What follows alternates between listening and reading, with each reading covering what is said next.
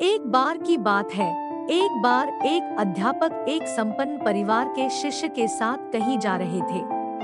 तो उस शिष्य को कुछ मजाक सूझी क्योंकि उसको रास्ते में किसी गरीब मजदूर के जूते दिखाई दिए। उसने अध्यापक से कहा, गुरुजी, अगर हम इन जूतों को छुआ दे तो कितना मजा आएगा। देखते हैं कि मजदूर पर इसका क्या असर पड़ता है।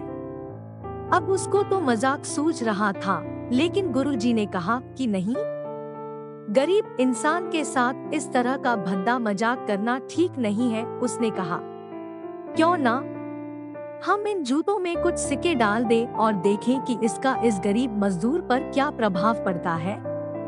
उन्होंने ऐसा ही किया। जैसे ही मजदूर अपना काम करके लौटा और उसने एक पाव अपने जूते में डाला तो उसको कुछ कठोर सा महसूस हुआ। उसने अंदर हाथ डाला तो उसको कुछ सिक्के दिखाई दिए। वह थोड़ा आश्चर्य में पड़ गया। आसपास किसी को देखा तो कोई भी दिखाई नहीं दिया। वापस उसने दूसरा पैर अपने जूते में डाला और वापस उसको उसमें कुछ सिक्के दिखाई दिए। अब दोनों जूतों के सिक्कों को उसने अपने हाथों में रखा और प्रभु की तरफ इशारा किया है। प्रभु, पता नहीं किस भले मानुष ने यह सिक्के मेरे जूतों में छुपाए हैं, लेकिन जिसने भी छुपाए हैं उसको मेरी दुआ है ताकि इन पैसों से मैं अपने बच्चों और पत्नी के लिए कुछ खाना और दवाइयाँ ला सकूंगा। और इतना बोलकर वह चला गया।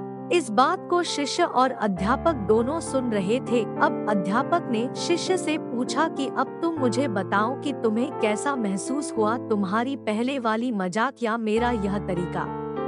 तो उसने कहा कि गुरुजी, मैं आपसे क्षमा चाहता हूँ। अब मुझे समझ आ गया है कि सच्ची खुशी किस चीज में है।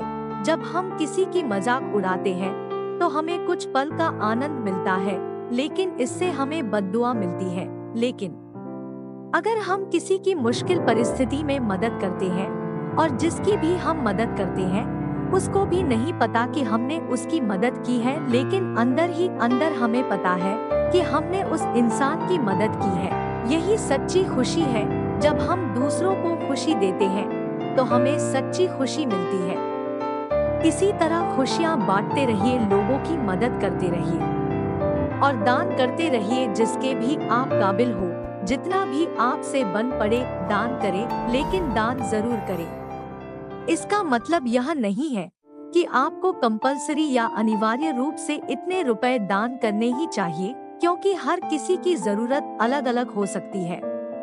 अगर आप किसी को पैसों का दान नहीं कर सकते तो कम से कम चीजों का दान तो कर ही सकते हैं। मुझे पूरी उम्मीद है कि यह हार्ट टचिंग स्टोरी आपको जरूर अच्छी लगी होगी। आपका कीमती समय देने के लिए दिल से शुक्रिया।